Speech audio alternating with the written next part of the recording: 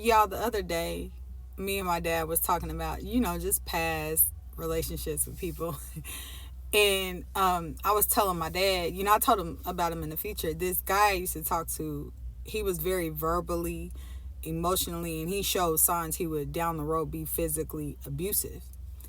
And that's why I like the talking stages, because it kind of gives you a feel of who people are. Because if they show out in the talking stage, they gonna show out in a relationship, and they definitely will show out in the marriage. So watching how they interact with you, watching how they speak to you, how they talk to you, how they handle situations with you, their tone, what do they get mad about, how do they communicate with you when things don't go their way, or if they're upset about something. Take notice of all that. But I was telling my dad, just how verbally and emotionally abusive he is. And, he knows all that and just everything. And that couple of months I talked to him, I was like, he was an abuser. But he started cracking up because I made the comment. I said something like, what did I say? I said something like, I would rather be a 90-year-old hoe than to talk to that man again. I'd rather be a 90-year-old hoe single for the streets than ever deal with that man again. And my dad busted out laughing.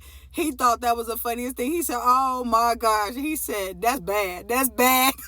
If you wouldn't want to talk to him that bad, you'd rather do that. But that's how it was. Like, you don't forget people that really tried to break you down, and they were verbally abusive. And I remember I quit talking to the person, and I could have called the person out on they bull as far as why I didn't want to deal with them no more and everything. But sometimes when you deal with people and energies, they're so set in their ways, it ain't gonna be nothing but a big old blow up. And sometimes it's just to remove yourself, have peace, and move forward, because I'm not going to try to change nobody. I don't have the ability. That's not my place to change you. That's your place to change and own who you are.